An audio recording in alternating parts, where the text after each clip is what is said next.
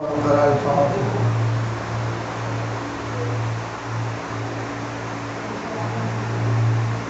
حول ولا قوة إلا بالله العلي العظيم.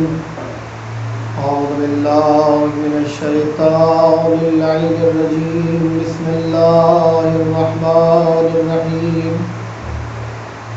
الحمد لله الذي هدانا لهذا وما كنا لنهتدي لولا أن هدانا الله. لقد جاءت رسل ربنا بالحق. الصلاة والسلام والتحية والإكرام على نبينا وحبيب قلوبنا وطبيب نفوسنا مولانا أبي القاسم محمد وعلى أهل بيته الأطيبين الأطهرين الأنجبين الأكرمين المعصومين المظلومين واللعنة الدائمة على أعدائهم أجمعين. أما بعد، فقد قال الحكيم في كتابه العظيم: بسم الله الرحمن الرحيم. ومن يبتغي غير الإسلام دينا فلن يقبل منه وهو في الآخرة من الخاسرين. عزیزان محترم، غلامان حیدر کرار، سوگواران مظلوم کربلا، میں نے جس آیت کریمہ کی تلاوت میں شرف حاصل کیا، اس میں قرآن پوری وضاحت کے ساتھ سورہ آل عمران کی آیت نمبر 85 میں یہ کہہ رہا ہے، اعلان کر رہا ہے، تمام انسانوں کے لیے واضح کر رہا ہے کہ وَمَن يَبْتَغِ غَيْرَ الْإِسْلَامِ دِينًا، جو شخص بھی اسلام کے علاوہ کسی اور دین، مذہب اور راستے کو اختیار کرے گا، فَلَن يُقْبَلَ مِنْهُ، اس سے وہ راستہ قبول نہیں کیا جائے گا، اس سے وہ دین قبول نہیں کیا جائے گا.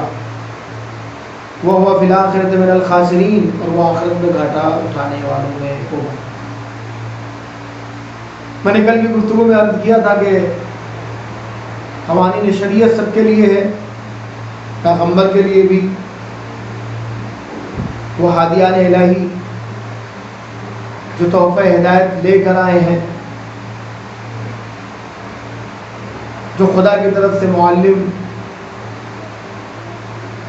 اور مبین بنائے گئے ہیں، ہمارے ہادی بنائے گئے ہیں، ان کے لیے بھی قرآن کہتا ہے ثم جعلناک علی شریعۃ من الامر فاتبعھا، انہیں بھی قانون کا اتباع کرنا ہے. اور جب عام انسانوں کی گفتگو آتی ہے تو قرآن واضح طور سے یہ کہتا ہے کہ وَمَن يَبْتَغِ غَيْرَ الْإِسْلَامِ دِينًا، جو شخص بھی اسلام کے علاوہ کسی اور دین، مذہب، قانون اور شریعت کا اتباع کرے گا، فَلَن يُقْبَلَ مِنْهُ، اس سے ہرگز اسے قبول نہیں کیا جائے گا. وَهُوَ فِي الْآخِرَةِ مِنَ الْخَاسِرِينَ، اور وہ آخرت میں گھاٹا اٹھانے والوں ہوگا. یہ اور بات ہے کہ بسا اوقات وہ لوگ جن کے ہاں آخرت کا تصور نہیں پایا جاتا، وہ شاید اس آیت کے مفہوم سے وہ بات، وہ پیغام، وہ میسج جو قرآن پہنچانا چاہتا ہے اس تک نہ پہنچ سکے، اس لیے کہ قرآن کہتا ہے کہ بعض لوگوں کا تو عالم یہ ہے کہ یعلمون ظاہرا من الحیات الدنیا، وہ صرف زندگانی دنیا کے بارے میں معلومات رکھتے ہیں، وہ عن الآخرۃ غافلون، وہ آخرت سے غافل ہیں. لیکن بات یہاں پر ان لوگوں کی ہو رہی ہے جو آخرت کو یہ سمجھتے ہیں کہ بہرحال اس دنیا کے بعد ایک زندگی ہے، چاہے وہ ان کا تعلق آسمانی ادیان سے کیوں نہ ہو. قرآن کہہ رہا ہے کہ اگر اسلام کے علاوہ تم نے اپنی زندگی کو کسی اور مذہب کے تحت گزارا، کسی اور مذہب کے تحت اپنی زندگی کے سفر کو آگے بڑھایا، کسی اور قانون حیات کی انگلیاں تھام کر تم نے اپنی زندگی کے قدم کو آگے بڑھایا تو تم سے قبول نہیں کیا جائے گا. فَلَن يُقْبَلَ اس سے قبول نہیں کیا جائے گا، فلن یقبل منہ، اس سے قبول نہیں کیا جائے گا، وہو فی الآخرۃ من الخاسرین، وہ آخرت میں گھاٹا اٹھانے والوں میں ہوگا۔ لہذا ضرورت ہے کہ اگر ہم اپنی زندگی کو اس دنیا میں گزار رہے ہیں تو دین اسلام، قوانین اسلام کے ماتحت گزاریں، وہ قوانین جو اسلام نے بیان کیے ہیں اس کے اعتبار سے گزاریں۔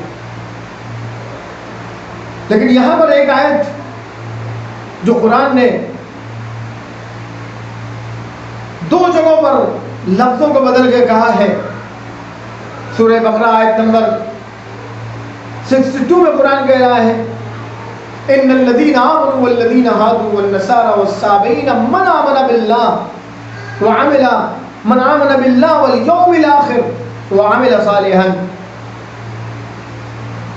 یقیناً جو لوگ ایمان لے آئے، ان الذین آمنوا والذین ہادوا، جو یہودی ہیں، والنصارى کرسچن ہے، مسیح ہے، والصابئین اور ستارہ پرست ہے، ان میں سے جو بھی ایمان لے آئے اللہ پر اور آخرت پر اور نیک عمل انجام دے، اس کے لیے کوئی خوف اور حزن نہیں ہوگا۔ اب یہاں پر سوال یہ پیدا ہوتا ہے کہ جب قرآن سورہ آل عمران کی اس آیت میں یہ کہہ رہا ہے کہ اگر انسان زندگی گزارنا چاہتا ہے تو اسے قوانین اسلام کے تحت زندگی گزارنا ہے، اور یہاں یہ کہہ رہا ہے کہ یہودی ہو، مسیحی ہو، ستارہ پرست یا جو بھی مذاہب آپ اس کے ضمن میں بیان کرتے جائیں، قرآن کہتا ہے کہ وہ لوگ بھی نجات یافتہ ہے۔ تو سوال یہ ہے کہ قرآن ایک جگہ تو یہ کہہ رہا ہے وَمَن يَبْتَغِ غَيْرَ الْإِسْلَامِ دِينًا فَلَن يُقْبَلَ مِنْهُ، جو بھی اسلام کے علاوہ کسی اور قانون حیات کی پیروی کرے گا، کسی اور قانون کے تحت اپنی زندگی گزارے گا، اس سے وہ قبول نہیں کیا جائے گا۔ اور یہاں یہ کہہ رہا ہے ان الذین آمنوا والذین ہادوا والنصارى والصابئین، یہ لوگ جو بھی ہیں، یہودی، نصارہ، صابئین، ستارہ پرست یا جو بھی مذہب کے ماننے والے ہیں، اگر وہ زندگی گزارتے ہیں تو ان کے لیے لا خوف علیہم، ان کے لیے کوئی خوف نہیں ہوگا، ولا هم یحزنون، اور ان کے لیے کوئی غم نہیں ہوگا۔ اب یہ لمحہ فکریہ ہے۔ عزیزو، اگر قرآن سے یہ کہہ دیتا کہ یہودی، کرسچن، ستارہ پرست یا جو بھی مذاہب اس دنیا میں پائے جاتے ہیں، اور ہمارا ہندوستان تو مذاہب کا میوزیم ہے، یہاں تو مختلف مذاہب پائے جاتے ہیں، تو جتنے مذاہب بھی ہیں، اگر قرآن یہ کہتا کہ اس مذہب کو مانتے ہوئے وہ عمل صالح انجام دیں تو وہ نجات یافتہ ہے، ان کے لیے کوئی خوف اور ان کے لیے کوئی حزن نہیں ہوگا، تو پھر یہ اشکال ہوتا، پھر یہ اعتراض ہوتا، پھر یہ کمنٹ ہوتا کہ قرآن ایک جگہ تو کہہ رہا ہے وَمَن يَبْتَغِ غَيْرَ الْإِسْلَامِ دِينًا فَلَن يُقْبَلَ مِنْهُ، اور یہاں کہہ رہا ہے کہ نہیں، جس مذہب کا ماننے والا ہو اگر وہ نیک کام کر رہا ہے تو اس سے وہ قبول کر لیا جائے گا۔ عزیزو، اس آیت میں قرآن جو کہہ رہا ہے وہ یہ کہہ رہا ہے من آمن باللہ، قرآن کہہ رہا ہے ان الذین آمنوا والذین ہادوا والنصارى والصابئین من آمن باللہ والیوم الآخر، جو اللہ پر ایمان لے آئے اور یوم آخرت پر ایمان لے آئے۔ یہاں پر شرط لگا رہا ہے کہ وہ اللہ پر ایمان لے آئے اور آخرت پر ایمان لے آئے اور نیک کا کام انجام دے۔ عزیزو، اسلام نام ہی ہے مبدا اور معاد کا، ابتدا اور انجام کا، یعنی خدا پر ایمان لانا اور آخرت پر ایمان لانا، اسی کو اسلام کہتے ہیں۔ بقیہ چیزیں اس کے درمیان کی ہیں، جس طرح سے قرآن نے کہا مختلف جگہوں پر زمین و آسمان اور جو کچھ اس میں ہے، ظاہر بات جب زمین و آسمان کہا گیا تو جو کچھ اس میں ہے وہ سب کچھ آ جائے گا۔ ایسے ہی جب کہا جائے گا توحید اور قیامت تو پھر خود بخود رسالت و نبوت و امامت، تمام چیزیں اس کے درمیان میں آ جائیں گی۔ لہذا اسلام نام ہے خدا پر ایمان لانے کا، اسلام نام ہے آخرت پر ایمان لانے کا۔ اب ظاہر سی بات ہے آخرت پر ایمان لانے کا مطلب کیا ہے کہ انسان کو ایک دن اپنے تمام اعمال کا خدا کے سامنے جواب دینا ہے۔ جواب دینا ہے کس چیز کا؟ اپنے اعمال کا۔ اعمال کا مطلب کیا ہے؟ یعنی جو اس سے کہا گیا ہے۔ تو کس نے کہا ہے؟ کون پیغام لے کے آیا ہے؟ پیغام آئے گا تب وہ عمل کرے گا۔ اس پیغام لانے والے کو نبی و امام کہا، نبی و رسول کہا جاتا ہے، اور پھر اس پیغام کو پہنچانے والے کو امام کہا جاتا ہے۔ تو خود بخود توحید و معاد میں نبوت و رسالت و امامت شامل ہے۔ اور جب یہ کہا جائے گا کہ آخرت میں حساب کے لیے کھڑا ہوگا، تو اگر فیصلہ ہو اور اس میں جسٹس نہ ہو تو اس فیصلے کو فیصلہ نہیں کہا جائے گا، لہذا خود بخود عدالت شامل ہو جائے گی۔ لہذا جہاں قرآن نے یہ کہا من آمن باللہ والیوم الآخر، تو اس کا مطلب یہ ہوا کہ اصول دین کی گفتگو کی جا رہی ہے، اور اصول دین ہی کا نام، اصول دین کا نام اسلام ہے۔ غور کیا آپ نے؟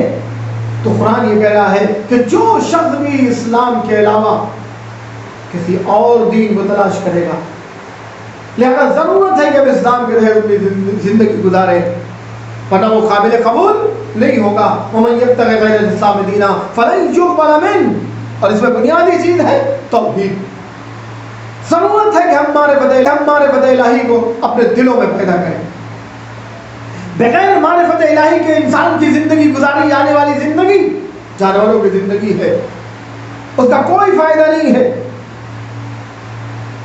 لہذا اسلام کی سب سے بنیادی چیز ہے خدا کی معرفت۔ اس لیے مولا کائنات امیر الموحدین امام الموحدین فرماتے ہیں اول الدین معرفتہ، دین کے ابتدائی معرفت پروردگار ہے، وہ کمال المعرفت توحیدہ، اور کمال معرفت پروردگار یہ ہے کہ اسے ایک مانا جائے۔ عزیز و بہت توجہ، لہذا بنیادی چیز یہ ہے کہ تم دائرے اسلام میں، اسلام کے سرکل میں اسی وقت داخل ہو سکتے ہو جب خدا کی معرفت اپنے دلوں میں پیدا کریں۔ ضرورت ہے کہ ہم اپنے دل و دماغ میں خدا کی معرفت، خدا کی محبت کو پیدا کریں، اگر ہم چاہتے ہیں کہ دین کے سرکل میں، اسلام کے سرکل میں، اسلام کے دائرے میں، اسلام کے احاطے میں داخل ہونا چاہتے ہیں، تو سب سے بنیادی چیز ہے کہ اپنے مالک کو پہچانے، اپنے خدا کو پہچانے، اسے پہچانے جس نے ہمیں پیدا کیا ہے، اسے پہچانے جس نے ہمیں نعمتوں سے نوازا ہے، اسے پہچانے جس نے ہمیں دولت دی ہے، اسے پہچانے جس نے ہماری زندگی کے تمام سامان فراہم کر دیے ہیں، جس نے ہماری ہدایت کے لیے 1,24,000 نبیوں کا سلسلہ قائم کیا ہے، اسے پہچانے جس نے ہماری ہدایت کے لیے سلسلہ امامت کو قائم کیا ہے۔ لہذا بنیادی چیز یہ ہے کہ ہم اپنے مالک کو پہچانیں۔ اگر ہم اپنے مالک کو نہیں پہچانیں گے تو قرآن کہہ رہا ہے انہم کالانعام بل ہم اضل سبیلا، یہ تو جانور ہیں بلکہ اس سے بھی گئے گزرے۔ لہذا بنیادی چیز یہ ہے کہ اپنے مالک کو پہچانے، اپنے خدا کو پہچانے۔ بنیادی معرفت ہے، بنیاد ہماری دین کی، ہماری زندگی کی بنیاد معرفت پروردگار، اللہ اکبر۔ لہذا ضرورت ہے کہ اپنے مالک کو پہچانے، اور ہم جتنا اپنے مالک کو پہچانتے جائیں گے اتنی ہی زیادہ اس کی محبت پیدا ہوتی جائے گی، اور جب محبت پیدا ہوگی تو ہمارے اندر جستجو پیدا ہوگی، تلاش پیدا ہوگا، جذبہ تلاش پیدا ہوگا کہ ہمارا مالک ہم سے کیا کہتا ہے۔ جب ہم یہ جاننے کی کوشش کریں گے تو ہم نبی کے دروازے پہ جائیں گے، ہم امام کے دروازے پہ جائیں گے اور ان سے پوچھیں گے کہ ہم سے ہمارا مالک کیا چاہتا ہے، اور پھر اس کے مطابق جب زندگی گزاریں گے تو پھر ہم آخرت میں گھاٹا اٹھانے والوں میں نہیں ہوں گے، بلکہ ہم پوری طرح سے دنیا میں بھی کامیاب ہوں گے اور آخرت میں کامیاب ہوں گے۔ اور اسی بات کو اسلام کہا جاتا ہے۔ اس لیے قرآن نے دوسری جگہ کہا ان الدین عند اللہ اسلام، اگر کوئی قانون ہے، کوئی دین ہے، کوئی مذہب ہے جسے خدا نے پسند کیا ہے تو وہ اسلام ہے۔ یہاں ضرورت ہے کہ ہم اسلامی تقاضوں کے بنیاد پر اپنی زندگی گزاریں، اور اسلام کا پہلا تقاضا یہ ہے کہ ہم اپنے مالک کو پہچانیں۔ جب تک کہ ہم اپنے مالک کو پہچان کر زندگی نہیں گزاریں گے اس وقت ہم کامیاب زندگی نہیں گزار سکتے۔ ممکن ہے کہ بظاہر دنیا والے ہمیں کامیاب کہیں، لیکن حقیقت میں وہ کامیاب زندگی نہیں ہے۔ وہ انسان گھاٹے میں ہے، اس کے تمام معاملات گھاٹے میں ہے، جس کے دل میں اس کے مالک کی محبت نہیں پائی جاتی، جس کے دماغ میں نور معرفت نہیں پایا جاتا۔ یہ میں نہیں کہہ رہا ہوں، بلکہ امام حسین معرفت پروردگار کے سلسلے میں آواز دیتے ہیں الہی خسرت صفقۃ عبد لم تجعل له من حبک نصیبا، اے میرے پروردگار اس انسان کے معاملات کتنے زیادہ گھاٹے میں ہیں جس کے دل میں تیری محبت نہیں پائی جاتی، جس کا دماغ تیری معرفت سے خالی ہے۔ لم تجعل له من حبک نصیبا، جس کے لیے تو نے اپنی محبت کا کوئی حصہ قرار نہیں دیا ہے۔ لہذا ضرورت ہے کہ اپنے مالک کو پہچانے، اور مالک کو پہچاننے کے لیے انشاءاللہ ہم آئندہ گفتگو میں توحید کے اوپر گفتگو کریں گے، معرفت الہی کے اوپر گفتگو کریں گے، اور وہاں بتائیں گے کہ کس طرح سے معرفت الہی کو ہم اپنے دلوں میں، اپنے دماغوں میں بڑھا سکتے ہیں، کس طرح سے نور معرفت پروردگار کو اپنے دلوں میں جگہ دے سکتے ہیں، اپنے دماغوں کو منور کر سکتے ہیں۔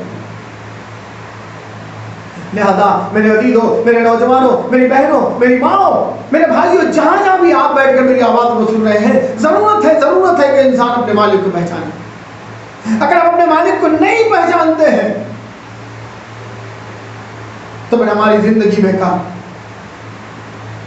اور جب انسان اپنے مالک کو پہچان لیتا ہے تو تمام معاملات حل ہو جاتے ہیں، پھر کسی قسم کی کوئی پریشانی نہیں ہوتی۔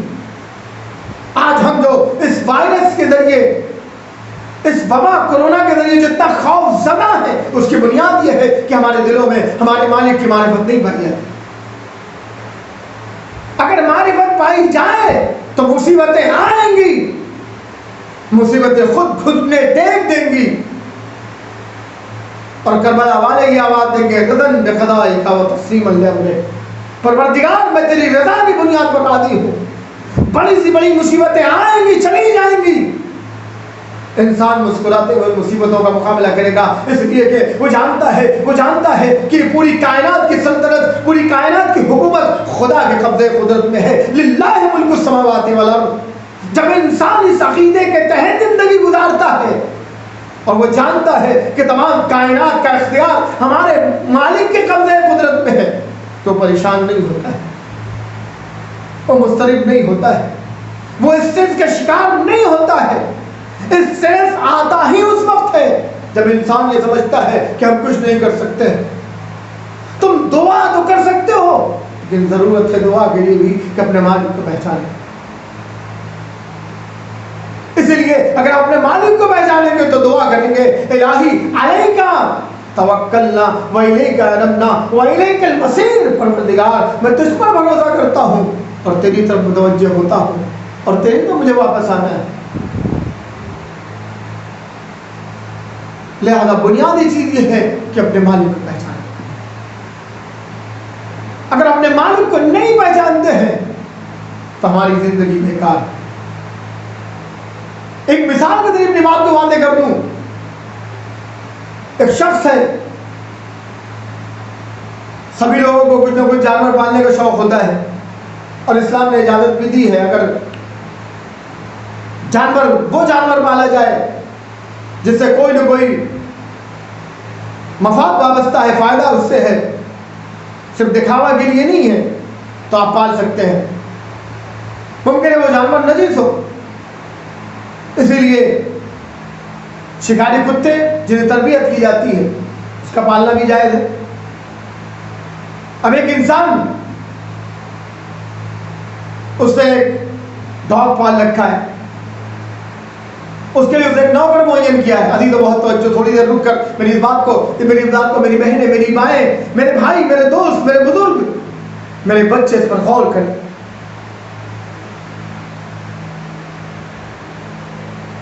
ایک انسان نے ڈاگ خریدا، اب اس کے بعد وقت نہیں ہے، اس نے اس کے لیے ایک نوکر رکھا ہے جو اس کی دیکھ بھال کرتا ہے، اس کی صفائی کا خیال رکھتا ہے، اسے کھانے پینے کا انتظام کرتا ہے، اس کے لیے تمام اسباب مہیا کرتا ہے، اس کے سامنے روٹیوں کے ٹکڑے ڈالتا ہے، میٹ کے ٹکڑے ڈالتا ہے۔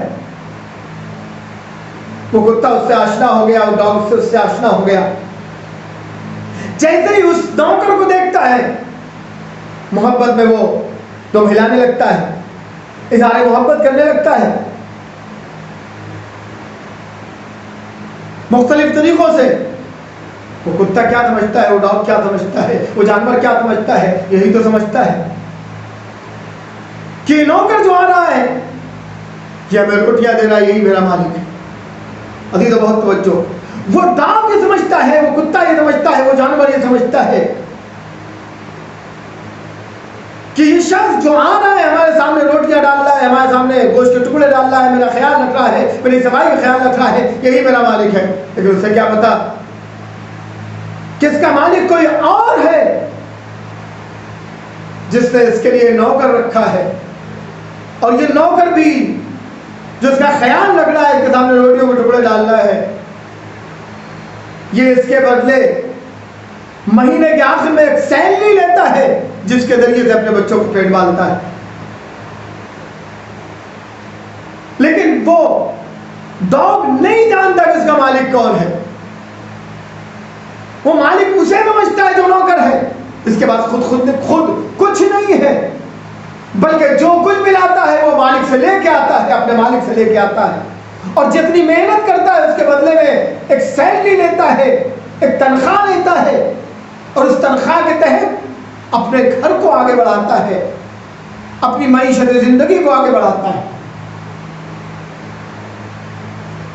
اگر یہ کام وہ نہ کرے، اس ڈاگ کا خیال نہ رکھے، تو اسے تنخواہ نہیں ملے گی، اس کے بچے بھوکے مر جائیں گے. لیکن اس ڈاگ کو نہیں پتا ہے. ممکن ہے عزیز و بہت توجہ، ممکن ہے کہ بعض وقت جو اصل مالک آئے تو ممکن ہے یہ ڈاگ اس کے خلاف گھرانے لگے، کیونکہ اس نے کبھی نہیں دیکھا اسے. ممکن اس کے خلاف گھرانے لگے، اس کے اوپر حملہ کر بیٹھے، لیکن اسے نہیں پتا ہے کہ اس کا اصلی مالک یہی ہے. اللہ اکبر. یہی حال ہمارا بھی ہے کہ ہم اپنے آفس کے باس کو سمجھتے ہیں کہ یہی ہماری روزی کا مالک ہے. ہم کمپنی کے مالک کو سمجھتے ہیں کہ اگر اس نے کل کمپنی سے نکال دیا تو ہم کیا کریں گے. ہم اپنے بڑے کو سمجھتے ہیں کہ اس نے اگر اپنے گھر سے نکال دیا تو ہم روزی کا مالک ہے. ہم کمپنی کے مالک کو سمجھتے ہیں کہ اگر اس نے کل کمپنی سے نکال دیا تو ہم کیا کریں گے. ہم اپنے بڑے کو سمجھتے ہیں کہ اس نے اگر اپنے گھر سے نکال دیا تو ہم کہاں جائیں گے. ہمیں نہیں پتا کہ ہمیں روزی دینے والا کوئی اور ہے، ہمارا رازق کوئی اور ہے، ہمارا خالق کوئی اور ہے. عزیزو، اگر ہم نہیں جانتے تو ہم میں اس کتے میں کوئی فرق نہیں ہے. اسی بات کو قرآن نے جو کہا کہ انہم کالانعام بل ہم اضل سبیلا، یہ جانور ہمیں اس سے بھی کہے گزرے ہیں. لہذا ضرورت ہے کہ ہم اپنے مالک کو پہچانے، ورنہ اگر ہم اپنے مالک کو نہیں پہچانتے تو ہمیں اور جانوروں میں کوئی فرق نہیں.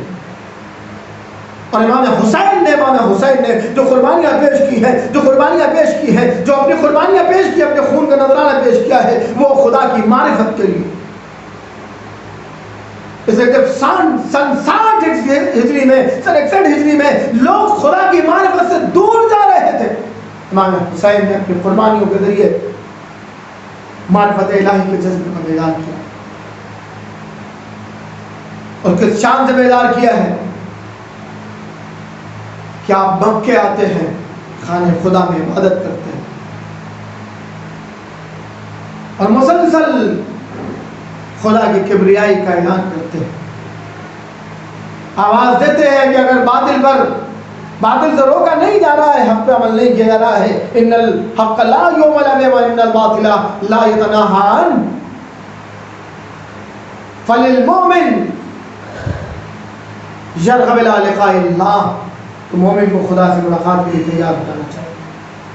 امام حسین کا مقصد یہ تھا انا للہ و انا الیہ راجعون. ہماری کوئی حیثیت نہیں ہے، بلکہ ہماری ذمہ داری یہی ہے کہ ہم خدا کی طرف سے ہیں اور خدا کی طرف جانا ہے.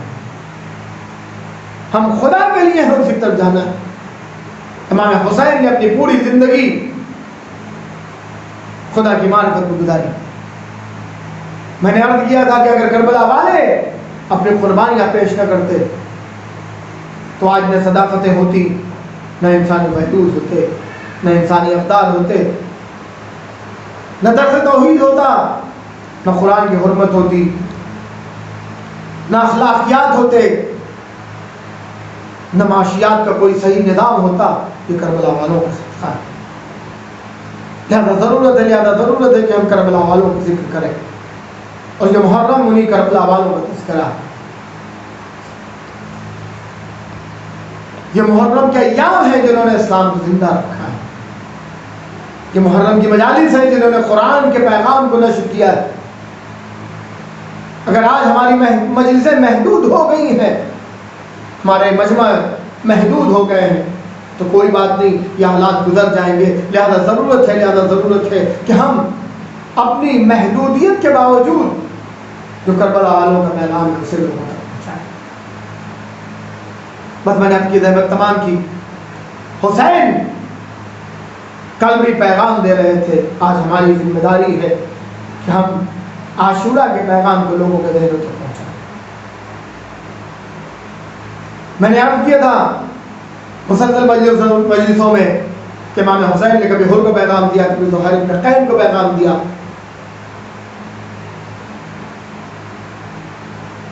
آج بھی جس پیغام کی گفتگو ہے، اپنے بچپن کے دوست حبیب بن زاہد کو آپ نے خط لکھ کر کربلا بنوایا. امام حسین مدینے سے لے کر مکے تک اور مکے سے لے کر کوفے تک مسلسل لوگوں کو دعوت دیتے رہے، اور جو لوگ خود سے آ گئے تھے، تاریخ بیان کرتی ہے کہ امام حسین جب مکے سے چلے ہیں تو کافی بڑا لشکر آپ کے ساتھ تیار ہو گیا تھا.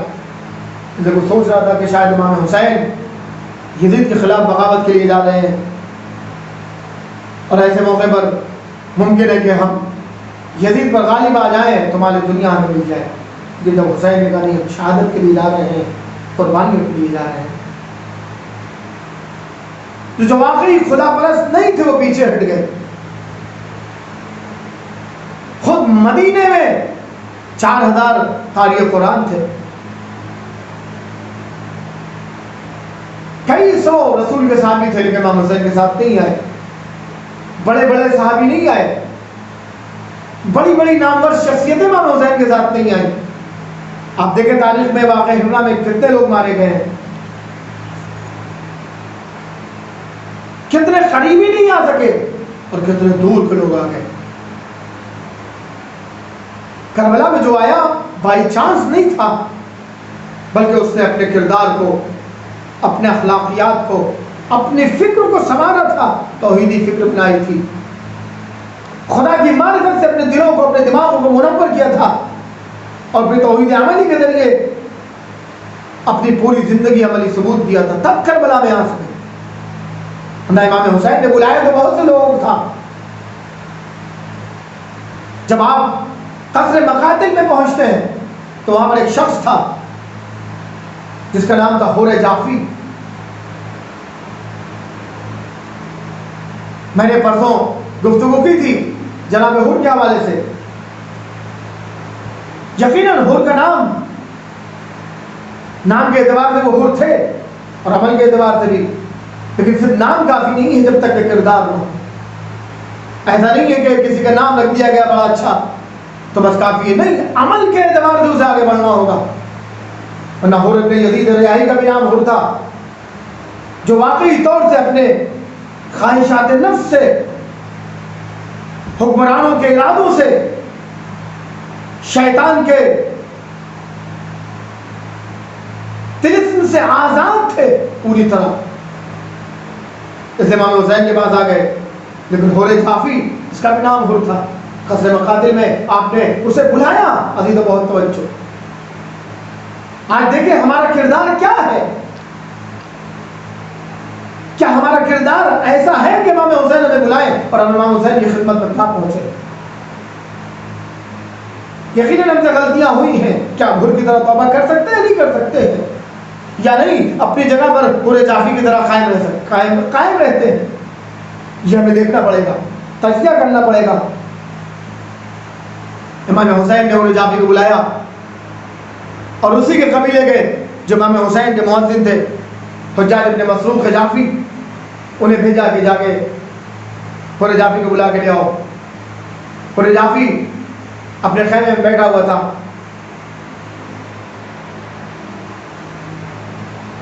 امام نے اسے بلوایا، پھر خود امام بھی اس کی خدمت، اس کے پاس گئے، اس کے خیمے میں گئے اور اسے دعوت دی.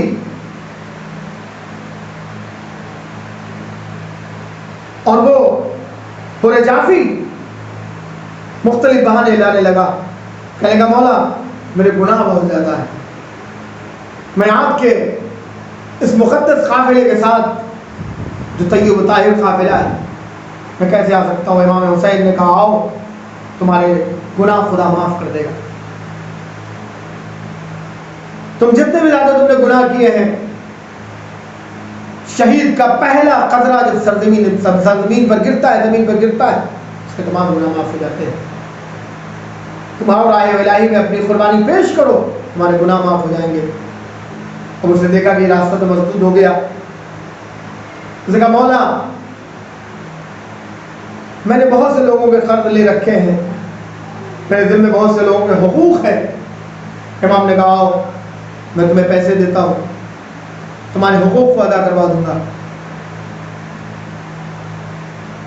اب یہاں بھی اس کا یہ بہانہ, جب کام نہیں چلا تو اس نے کہا مولا آپ مجھے معاف کریں, میں ابھی مرنے کے لیے تیار نہیں ہوں. ہاں یہ میرا گھوڑا ہے اور میری شمشیر ہے, اسے آپ لے لیں, گھوڑا آپ کے کام آئے گا اور شمشیر بھی کام آئے گی جنگ میں, اور مجھے معاف کریں. امام حسین نے اس سے کہا کہ مجھے پتا تھا کہ تو نہیں آئے گا, میں اتمام حجت اس پہ کر رہا تھا کہ کل قیامت میں تجھ پر اتمام حجت ہو جائے. اور سن, مجھے تیرے نہ گھوڑے کی ضرورت ہے نہ تلوار کی ضرورت ہے. گویا امام حسین نے اس کا گھوڑا اس کی تلوار نہ لے کر ہمیں یہ پیغام دیا ہے کہ اگر تم آج ہماری مجالس کے سلسلے میں بھی مجالس برپا کر رہے ہو, اگر تم پیغام عاشورہ کو لوگوں تک پہنچا رہے ہو, تو اس میں وہی پیسے لگانا جو اس لائق ہو کہ حسین سے قبول کرے. ہر پیسے اور ہر کوششوں کو حسین قبول نہیں کرتے. وہی کوششیں اور وہی پیسے اور وہی مال حسین قبول کرتے ہیں جو پاک و پاکیزہ طیب و طاہر ہو. اگر تم نے حقوق ادا نہیں کیے ہیں, خمس ادا نہیں کیا, زکوٰۃ ادا نہیں کیا, بھائیوں کے حقوق ادا نہیں کیے ہیں, بہنوں کے حقوق ادا نہیں کیے ہیں, بیٹیوں کے حقوق ادا نہیں کیے ہیں, پڑوسیوں کے حقوق ادا نہیں کیے ہیں, تو اس مال کو مجلس ادا کی برپا ہونے میں, سبیلیں لگانے میں, تبرکات کا انتظام کرنے میں ہرگز نہ لگانا تو قابل قبول نہیں. ایسے امام حسین مسلسل لوگوں کو دعوت دے رہے تھے. عزیزو, یہ ایام مختصر ہیں, ایام ماہ محرم, اور حسین کے ساتھی کم از کم 72 تو ایسے ہیں جن کا تذکرہ تاریخ میں ملتا ہے. اگر سب کا تذکرہ کیا جائے تو تذکرہ نہیں ہو سکتا. جیسا میرا دل چاہتا ہے کہ میں تھوڑی دیر گفتگو حسین کے غلام جون پر بھی کروں. جون جن کا تعلق حبشے سے تھا, جو حبشے کے رہنے والے تھے, کربلا کے میدان میں ضعیف ہو چکے تھے, اس لیے کہ اگر تم نے حقوق ادا نہیں کیے ہیں, خمس ادا نہیں کیا, زکوٰۃ ادا نہیں کیا, بھائیوں کے حقوق ادا نہیں کیے ہیں, بہنوں کے حقوق ادا نہیں کیے ہیں, بیٹیوں کے حقوق ادا نہیں کیے ہیں, پڑوسیوں کے حقوق ادا نہیں کیے ہیں, تو اس مال کو مجلس ادا کی برپا ہونے میں, سبیلیں لگانے میں, تبرکات کا انتظام کرنے میں ہرگز نہ لگانا تو قابل قبول نہیں. ایسے امام حسین مسلسل لوگوں کو دعوت دے رہے تھے. عزیزو, یہ ایام مختصر ہیں, ایام ماہ محرم, اور حسین کے ساتھی کم از کم 72 تو ایسے ہیں جن کا تذکرہ تاریخ میں ملتا ہے. اگر سب کا تذکرہ کیا جائے تو تذکرہ نہیں ہو سکتا. جیسا میرا دل چاہتا ہے کہ میں تھوڑی دیر گفتگو حسین کے غلام جون پر بھی کروں. جون جن کا تعلق حبشے سے تھا, جو حبشے کے رہنے والے تھے, کربلا کے میدان میں ضعیف ہو چکے تھے, اس لیے کہ جناب جون فضل ابن عباس کے غلام تھے, اور امیر المومنین علی ابن ابی طالب علیہ السلام نے انہیں خرید کر جب خلیفہ سوم نے عثمان ابن عفان نے جناب ابو ذر غفاری کو, جو پیغمبر کے جلیل القدر صحابی تھے, جنہوں نے مختلف روایات پیش کی ہیں, جو آج بھی تاریخ کی کتابوں, جو حدیث کی کتابوں میں, مسلمانوں کی حدیث کی مشہور کتابوں میں ان کی روایات موجود ہیں. خلیفہ سوم نے بعض ناراضگیوں کی بنیاد پر پیغمبر کے جلیل القدر صحابی ابو ذر غفاری کو مدینے سے نکال کر ربضے بھیج دیا تھا. تو پیغمبر نے جون کو, جون ابن ہوا جو سوڈان کے رہنے والے تھے, ابو ذر غفاری کی خدمت کے پر لگائے. اور پھر جناب ابو ذر کی رحلت کے بعد جناب جون دوبارہ پھر حضرت علی کی خدمت میں آ گئے تھے، اور سن 40 کے بعد جناب جون نے امام حسن کی خدمت کی، اور پھر امام حسین مسلسل کئی معصوموں کی، امام سجاد کی بھی خدمت کی، مسلسل کئی معصوموں کی خدمت کی۔ جناب جون اس عظیم شخصیت کا نام ہے جو اسلحہ سازی میں بھی ماہر تھے، اور شب عاشور امام سجاد کا بیان ہے کہ جناب جون کا خیمہ میرے خیمے کے پہلو میں لگایا گیا تھا۔ ایک مرتبہ حسین جون کے خیمے میں جاتے ہیں، دیکھا جون اسلحے تیار کر رہے ہیں، اسلحوں کو تیز کر رہے ہیں۔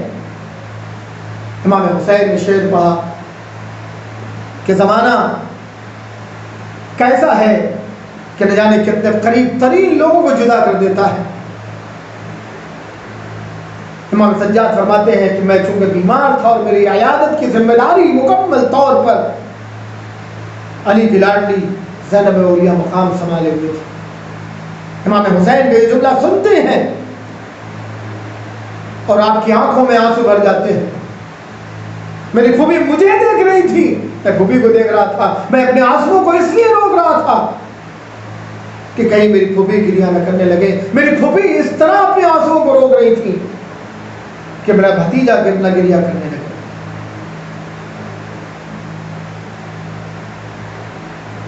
عزیزوں، جناب جون روز عاشور امام کی خدمت میں جب آتے ہیں اور امام سے رخصت کی اجازت مانگتے ہیں، امام کہتے ہیں جون تم نے ہماری بہت خدمت کی، میرے بابا کی خدمت کی، میرے بھیا کی خدمت کی، اب بس اس سے زیادہ تمہاری خدمت میں نہیں لینا چاہتا، تم چلے جاؤ۔ جناب جون کہتے ہیں، جناب جون نے ایک نفسیاتی جملہ کہا کہ مولا کہیں ایسا تو نہیں ہے، کہیں ایسا تو نہیں ہے کہ آپ مجھے اس لیے مرنے کی اجازت نہیں دے رہے ہیں کہ آپ نہیں چاہتے کہ میرا خون آپ کے طیب و طاہر خون سے میں مل جائے؟ تو قسم ہے خدا کی میں اس وقت تک آپ سے جدا نہیں ہوں گا جب تک کہ اپنے خون کو آپ کے خون میں مخلوط نہ کر لوں۔ اور جناب جون نے جب اپنی قربانی پیش کی روز عاشورہ، وہ عظیم جنگ کی جس کی مثال نہیں، اور جب سرزمین کربلا پہ گرے ہیں اور امام حسین کو آواز دی، امام حسین آپ کے سرانے پہنچے ہیں، دنیا کو مساوات کا درس دینے والے، آگے دیکھیں کربلا میں مساوات کیسی ہے۔ امام حسین جس طرح سے علی اکبر کے سر کو اپنے زانوں پر رکھتے ہیں، جس طرح سے عباس کے سر کو اپنے زانوں پر رکھتے ہیں، جس طرح سے قاسم اور محمد کے سر کو اپنے زانوں پر رکھتے ہیں، جس طرح سے اپنے دوستوں کے سر کو اپنے زانوں پر رکھتے ہیں، اسی طرح سے اپنے غلام جون کے سر کو بھی اپنے زانوں پر رکھتے ہیں، اور پھر آواز دیتے ہیں پروردگار بیض وجہہ، اس کے چہرے کو روشن فرما، اس کے بدن کو خوشبوؤں سے معطر فرما۔ اللہ اکبر، یہ تو جناب جون کا تذکرہ۔ میں نے عرض کیا تھا کہ میں گفتگو کروں گا حبیب ابن مذاہب کی۔ جناب حبیب امام حسین کے بچپن کے دوست، آپ کربلا کے میدان میں ایک پیر کہنسالہ جس کی زندگی، جس کی عمر 75 سال سے زیادہ تھی، جناب حبیب ابن مذاہب پہ امام حسین نے خط لکھ کر بلوایا۔ حبیب کون شخصیت جسے بعض تاریخ میں بیان کیا گیا ہے کہ پیغمبر کا بھی زمانہ دیکھا تھا، جنگ صفین میں بھی شریک ہوئے تھے، حضرت علی کا پورا زمانہ دیکھا تھا، حضرت علی کے صحابیوں میں تھے، امام حسن کے ساتھ تھے۔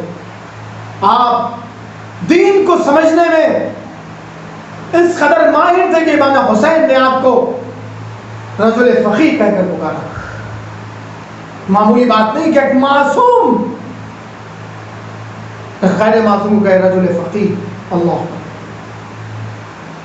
جناب حبیب ابن مظاہر جن کے بارے میں ہے کہ آپ روزانہ پورے قرآن کی تلاوت کیا کرتے تھے، شب عاشور بھی آپ نے پورا قرآن تلاوت کی۔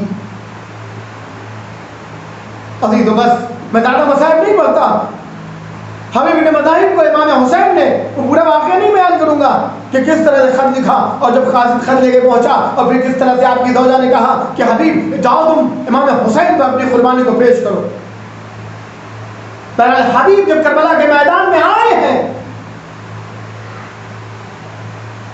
تو ایک مرتبہ جناب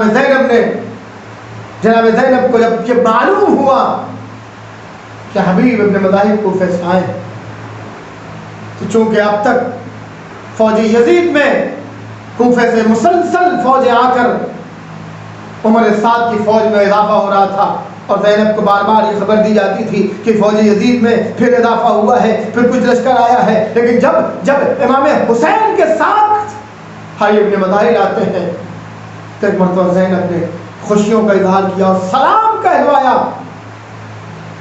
کہ جا کر حبیب کو سلام کہنا اور کہنا کہ علی کی لاڈلی حبیب تمہیں سلام کر رہی ہے، تم نے ہم اہل بیت پر احسان کیا کہ ایسے موقع پر ہماری مدد کے لیے آئے۔ اللہ اکبر، حبیب کے لیے جملہ بڑا گران قدر گزرا،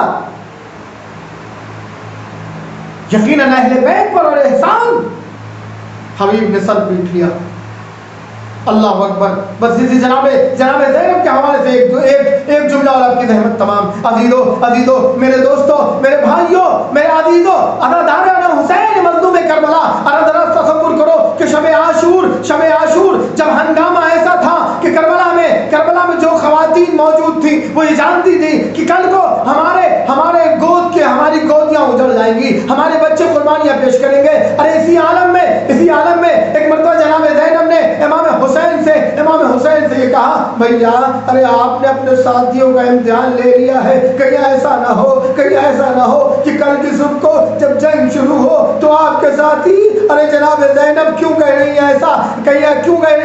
اس لیے کہ جناب زینب نے کوفے کا ماحول دیکھا تھا، جناب زینب نے مسلم ابن عقیل کے حالات کو جانتی تھی، جناب زینب جانتی تھی کس طرح سے کوفیوں نے بے وفائی کی ہے، اس لیے جناب زینب خوف زدہ تھی۔ آپ نے اپنے بھیا ماجائے حسین سے کہا، بھیا آپ نے اپنے ساتھیوں کا امتحان لے لیا ہے، کہیں ایسا نہ ہو کہ کل روز عاشورہ جب جنگ شروع ہو تو آپ کے ساتھی ارے آپ کو چھوڑ کے چلے جائیں۔ ارے یہ خبر کسی طرح سے حبیب نے سن لی، ایک مرتبہ اپنے ساتھیوں کو اکٹھا کیا، اصحاب حسین کو اکٹھا کیا، مسلم نے اسوجا کو بلایا، مسلسل حسین کے صحابیوں کو بلایا، زہیر ابن قین کو بلایا، جون کو بلایا، سب کو لے کر آئے، خیمے پر آئے، آواز دے شہزادی اگر آپ ہماری وفا میں شک کرتی ہیں تو آپ ہمیں حکم دے، ہم اپنی تلواروں سے اپنے گلے کاٹ لیں۔